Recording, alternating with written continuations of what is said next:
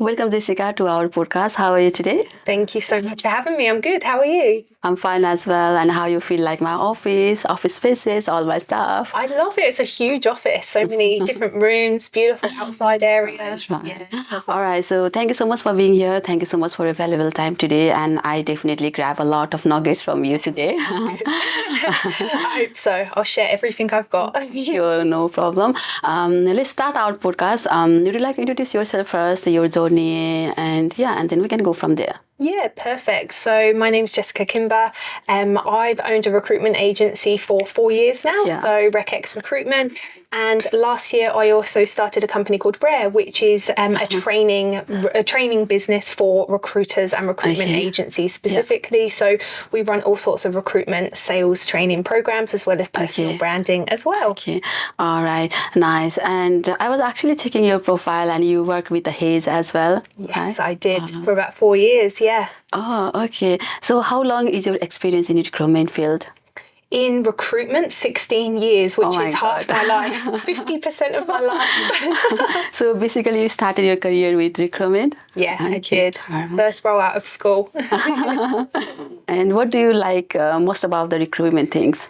Well, firstly, it's all I've ever known since I left school. But I also like that recruitment's a job. No 2 days are the same, which I love. You can never get bored, and it's a position where the harder you work, the more reward that you can get as well, and the more energy you put in, the more you can get out of it. So I really love that there's kind of like no cap on it, and what you can achieve. And I guess as well, the more so intrinsic motivation is you actually change people's lives at different stages. Like when they're ready to reach that next level, you're that support person for them, and I really just love that mentorship side of things as well. Even for me also, I really love that part, because we are basically impacting someone's life, right? Someone changing their career path. And look, even if you get them a little bit more money, that's life changing to so many people, and we have to remember that as well. Like we're setting them up for success in the real world as well. So. Right. That's why I love recruitment part as well. Career counseling, mentoring, recruitment part. That's what I love it. I know, and to be honest, that's why I started the second business, because recruitment's one thing, but I love the coaching, training and mentoring as well. Same as you with your students. Right. And like basically, I think it's almost 1 year, right? I met you before. Yeah, it was. It was May last year that we met, so about 9 months ago. Yeah, about 9 months, I know. And at that time, I think you had only one company, right? Now you started another company. I actually rebranded, so it was called Meta Brand when you joined the program. Raire's exactly the same, but I actually rebranded it. I had issues with ads through Meta, annoyingly. So yeah, ultimately I just rebranded it. It was causing me problems with marketing, but as Sakia saying. Right. So I was, I was going through your website, Raire website, going through your website, and then I can see like you are offering a lot of things to the recruitment agency.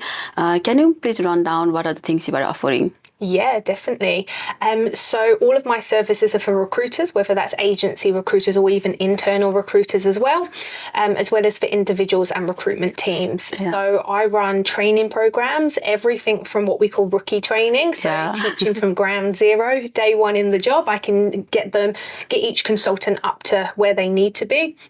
We also run sales training programs as well. So more so for the client side and business development, as well as personal branding programs as well, and really automating that lead generation process. So that's our core programs. I run them in person, we do virtual training, and I've also got an app now as well, which I'm sure you saw, but I launched that in January. So I've got an online on-demand version as well. Nice. So much growth I can see in 1 year. It's been a big year, that's for sure. But yeah, look, it's going really well, and I'm so passionate about this space, as you are with your students and your coaching. I love it. So for me, it doesn't feel like work, because I'm just sharing my knowledge that I already have. Right. And how do you manage your day? Like, how do you start your day, and how you manage your Pilates, yoga, gym, on the top of sales? Yes. Look, great question. And honestly, time management has always been something I've struggled with. However, I do focus on healthy habits. The book Atomic Habits helped me a lot in like putting systems in place for your day. I do that with life. I do that with work as well. But ultimately what I do is I get up, I'm a morning person, I'll train in the morning and do 45 minutes of exercise, and then I'll do meditation and grateful practices. And honestly, it just gets me in the mindset for the day. And I'm a zombie if I don't do that. So it's critical. And then I do my core hours. So I'll jump on and I do something called Eat the Frog, where I just do all of my most difficult tasks first. Make sure they're out the way, and then in the afternoons just do admin emails and what's needed. So that's ultimately my day, but I just make sure that I'm always prioritising in terms of my core hours and my revenue generating tasks first, and then everything else is towards the end of the day when I zone out a bit. That's what basically we do as well. Even for all my staff, what I'm saying is sales and revenue is the most important part of the job. So in the first hour, we have to finish the revenue part, and then we can go with the other admin part later on. That's it. And I'm also a very morning person. I love to finish a lot of tasks in the morning, and my even capacity is 3 times what I do after 2 o'clock. Yes. So like, how do you manage that part? Even I'm struggling to be more efficient in the afternoon and evening rather than morning, and I haven't figured it out yet. Okay, well, I definitely haven't got it figured out perfectly, but what I'm currently doing is a challenge called 75 Hard, and as part of that, I'm on day 49 out of 75 today. And you have to exercise twice a day. So I do my morning, which is standard for me. That's routine. It has been for years. But in the afternoon, I have to force myself to do this second exercise. But I actually think because of the endorphins, it makes me feel good. And then I get like a second wind for the afternoon. However, what I must say is it's very hard to fit in time-wise. And also sometimes I'm like, oh, I really can't be bothered to do that. But I never regret it. And it always makes me feel good in the afternoon. So sometimes I just go and do that if I'm lagging a little bit, which I definitely do. Like 3 o'clock's my cut off. Maybe it's a mental thing. I see the 3 o'clock on the computer, and then I'm like, oh, my eyes start getting a bit sleepy. So yeah, that's what I try to do as best as I can anyway. And like, how do you balance your work life? Work with life is, I work a lot, I'll be totally honest by saying that. I enjoy what I do. So on the weekends, for example, I film videos and things, so I don't have time during the week, but I'm very happy to do that. So honestly, what I typically do is just make sure that my content and my proactive tasks is what I do on the weekends because I find it fun, and then Monday to Friday I just focus on work. Training for me is a big part of my social life and like healthy balance, and I love eating out as well, so I'll prioritize it around what I've got going on as well and what's happening in my world. I do try as much as I can to balance, but I love relaxing on Sundays as well and sleeping and watching movies, so sometimes just have a bit of a lazy day. Right. And you finish your work sharp 6 o'clock, or do you work sometimes after 6 p.m. as well, like late night? Yeah, it just depends. Like typical recruitment, never really past 6 o'clock, to be honest. However, in the evenings, if I've got team training, for example, I'll always adapt and customize my team training. So that's when I do things like update presentations, update templates and workbooks specifically for teams, which is what I've actually been doing this week. So yeah, look, I will, but it's very admin focused stuff. It's nothing too crazy in the evenings. Yeah. And usually it's like in front of Netflix as well. Right. And also what I notice is like most of your clients are Australian based. Like, do you give support to the US, Canada as well? I do global training. So I can definitely do virtual training. However, my marketing to date has mainly been in Australia because it's quite a new company. So pretty much all of my clients at the moment are Australia based. But yeah, I can roll the programs out anywhere. Okay. All right. And who was your first client, by the way? My first client in recruitment? Yeah. So my first client in recruitment, it's actually how I got into to my own recruitment agency. The reason I ended up getting into it is I was working through Hayes at the time, COVID hit. I didn't really have a job. I was kind of between accounts. Everyone was being made redundant. And I thought, you know what, I'm going to just quit and see what happens. And my friend, she had a recruitment agency, and I don't know if you remember during COVID, but all the recruiters got let go and then they all ramped up again really quickly in like a 3-month period. So during this time I wasn't really working, and my friend was like, you have nothing to do, like help me find staff. And that's how I started my Rec to Rec agency, because I helped her build her team, and I thought, well, I've got candidates, I'll do some reverse marketing. And then I just built my Rec to Rec database. I actually had never done Rec to Rec before I started a Rec to Rec agency. So that's actually how I got into it. And it was my first client was my friend. Oh, right. And like officially when you started recruitment things, who was your first client, and can you please share us the journey? Back in the day when I was like 16, it was, who was my first client? I can't remember if this is my first client, but the client I worked mostly on was a company called Jet Aviation. Yeah. Have you heard of them? Yes, I have heard that. You have? Yeah. So Jet Aviation, what they ultimately do is they design the interior of private jets and the exterior as well. So I would actually recruit on behalf of Jet Aviation and send like painters, fitters, for example, licensed engineers onto these aircraft. Yeah. To kit them out, to design them, to build them, and all of that. So Jet Aviation was like my first and big client. I can't remember if I had any smaller ones before that, but that was the main one that I worked with. Yeah. Yeah. And they're based in Switzerland, and I was based near London. Okay. So it was like I used to go over to Switzerland. Oh, really? Yeah. So random. Yeah, it's nice. And also, the hardest part in recruitment, what I feel is like when I was doing recruitment and I was basically placing junior candidate, and what I feel is, when the candidate accept the offer, they got the other offer as well. And then they turn me down and they accept the other offer. So how do we handle those kind of situations? Oh, this is something which destroys my soul, and it still happens to me to this day. I'll be totally honest, because I work in a candidate short market. The best way that I try and handle that is I actually try and preempt it from our very first conversation.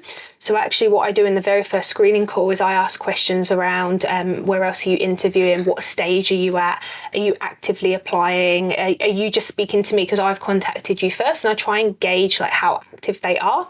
From there, I'll then try to ask questions around like their core motivations to actually like preempt whether they'd accept another role over the one that I've got. If I know I've nailed it with the role and it's perfect, I feel pretty safe. But if I know there's like a 50-50 chance, at that very initial stage, what I usually do is speak to the client and I say, hey, look, this is a situation. We're in a candidate short market. Would you, if this person was to come and work with you, would you be willing at offer stage to negotiate based on XYZ? And I preempt what they would accept. So that's actually how I do that. And I try and get that buy-in throughout the very start of the journey from both the client and the candidate. Right. Yeah, that's how we can negotiate in between. Yeah. So we'll be in the safe side. Yeah, because that way you don't get to offer and get it turned down, because the first, let's say, 2 or 3 layers before that, you already know what they would and wouldn't accept, and you've negotiated as you go. Right. And then that way, even if it's a maybe, it's not a hard no, because you're still getting them exactly what they want, and you're still in the run to get your offer accepted as well. Right. Yeah. And I always love to, fill the junior role, because junior role, the hiring is so fast, so quick, rather than the mid-level and senior role. And sometimes to fill the senior role, the company will take 1 month, 2 months, that they need the exact job descriptions, Yeah. And it's very hard to find exact person, right? It is, yeah. You know what? Junior recruitment is actually so much fun, because you get so much momentum, because you get wins quicker as well, and it's more motivating. Yeah. So there is a lot of momentum in between. Yeah. So that's why even I love to, fill the junior role. But sometimes what happens is for the junior role also, some company will take like a 1 month for the hiring process. It's not acceptable. Why they have to go through 2 to 3 interview? It's not acceptable. The thing is, I always try and say to my clients, and you can only control what you can control at the end of the day, but I always try and say to my clients, again, from day one, like, you will lose this candidate. Like, you have to meet them on Wednesday. You can't control if they say yes or not, but at least you know you've done your part.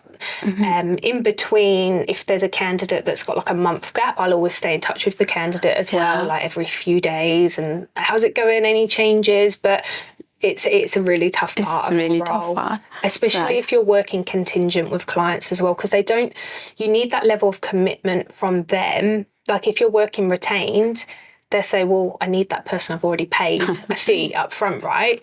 So I think they have a bit of a different mentality when it's retained versus contingent recruitment. But look, most of us do work contingent, and that's absolutely fine. But it's just, that control over the process. It's a tough one. Tough one, right? And in this during journey, what were your challenges you faced? When I was starting in recruitment? In the starting phase, or till now as well.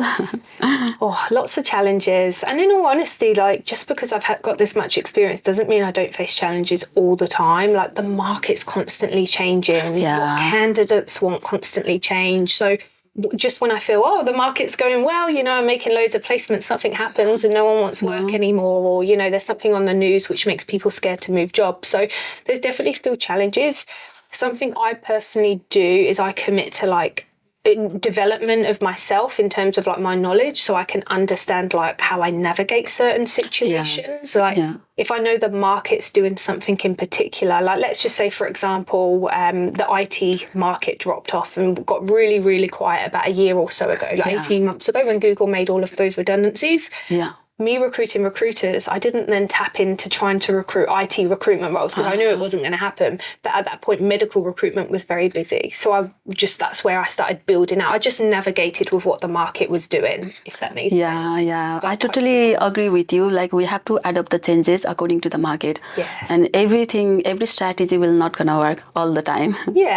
And sometimes you're more job heavy, sometimes you're more candidate heavy. Like there's going to be I've had points in my life, I've done no business development for 6 months. I've had points in my life where I've done business development for 80% of my time for 6 months. And there's no difference between me or my job. It's just what's happening in the market. So you just need to adapt to accept it for what it is and just navigate.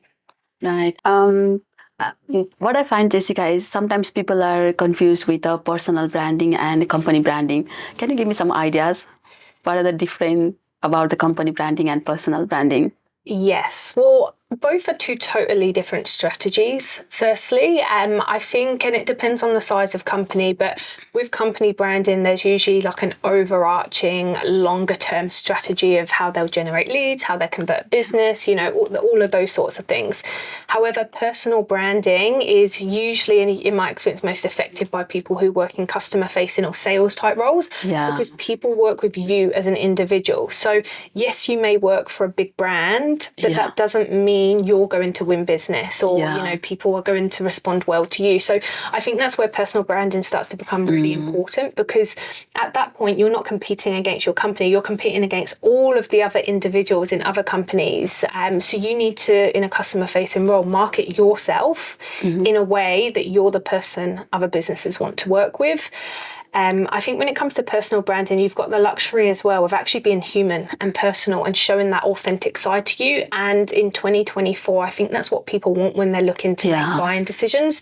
They're not looking necessarily for the huge brands anymore. They're looking for that human approach. Connection, to know that they're genuinely cared for, their needs are understood.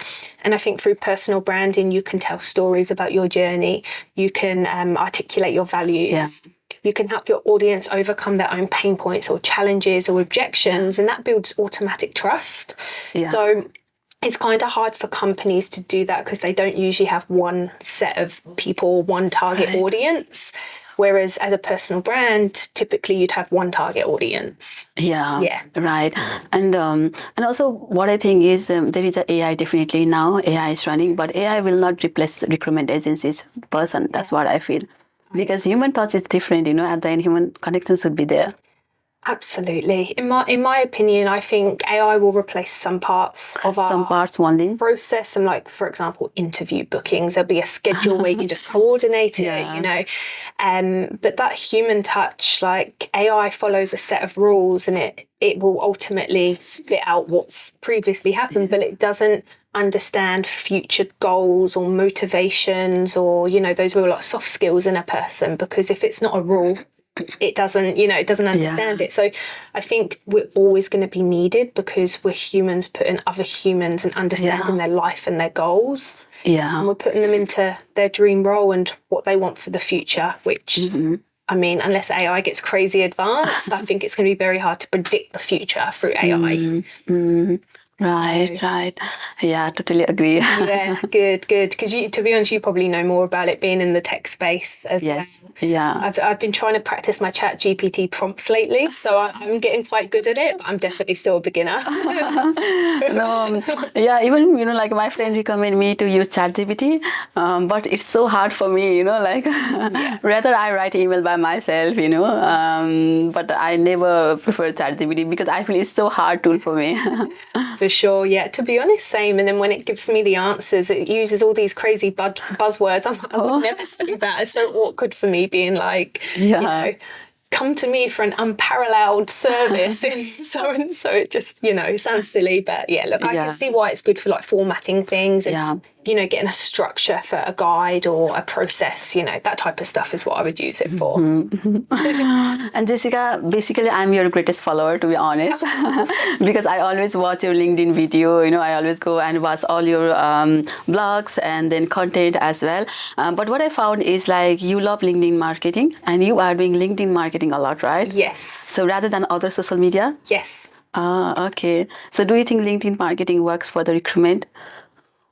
For me, yes. So other recruiters do ask me this question a lot. And I think when it comes to personal branding on LinkedIn, us recruiters spend so much time reaching out to candidates and building that like a presence and credibility online that I think it's important that we're on LinkedIn showcasing that in comparison to Instagram.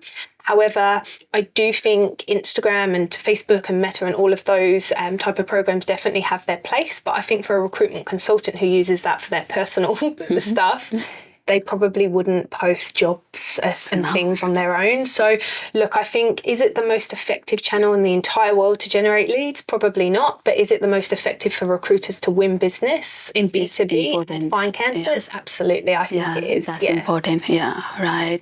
And one last question, Jessica. So, what do you see in the candidate when you are, having a phone screening? What are the top skills that you are looking in the candidate? So I'll speak, I guess, about what I do currently, which is recruiting recruiters. I probably would answer this differently for every industry, dependent who I was speaking to. But when it comes to recruiters, there's a few things I look for. And number one's attitude. It's the one thing that can't be taught. Yeah. So I'm looking for the attitudes. I always ask like probing questions around like hobbies, what they do outside of work and like how positive they are, for example. And I know that sounds very strange, but what I tend to find is that people that very much like look after themselves and they've got hobbies and things like that, I find that they've usually got like a good attitude to life. And I think that really translates highly into a recruitment consultant role, because you can give someone a process and say, make these 30 calls a day, but if someone hasn't got a good attitude for it, they haven't. Yeah. So I'm always trying to dig deep in terms of like personality traits and attitude. That's really important for me and what I do. What else I probably look for as well for me is like that sales ability as well. Yeah, and that's very important. Yeah, and it's not necessarily what they say. Like, I don't mind if someone doesn't give me a perfect answer. What I care about is that like rapport building and communication and, those like, I guess, more soft skills behind the sales technique. Yeah. But again, you can script what to say, but you can't teach that natural ability to build rapport. So again, I just look for overall presence, I guess. Right. And salesperson should be commercial in their thinking way as well. That is also important. Absolutely commercial. Yeah. Well, most recruiters will say to me, I'm money motivated. So, Even I feel some of the sales representatives, they are really good at work. They have a very good stakeholder management. They can build good rapport with the customer, but they are not commercial. You know? Absolutely. Yeah. Yeah. It is so important actually to have that commercial. And sometimes the reasons I dig deep and look for those attitudes and motivations is because salespeople are very good at telling you in words how good they are. Yeah. But then when you kind of dig deep and get that proof, okay, how do you spend your days? You soon realise, they do the bare minimum. So maybe they're not the type of person that will go above and beyond. So that's also what I'm kind of testing for when I'm interviewing people. Right. I'm of the opinion skill can be taught. You can show someone a process. You can show someone how to use a system. You can show someone what to say on the phone. You can't teach attitude. The rest. And that's just so crucial for me. Yes, even I feel the same. We can teach all the technical part, all the work process, mechanics, everything, but attitude we can't. Yeah, and that's it. And with what you do, you can just put them through a program or a course and you can bridge those gaps. But if they don't want to do it, they don't want to do it. Yeah, if they don't want to do it, things is not going to change. Exactly, and that's it. All right. Thank you, Jessica. It was very lovely conversation. Definitely we'll go second part as well. Yeah, sounds good. But thank you so much for your time, and then I'll see you. Yes, again. thank you for having me. Thanks, Sudi.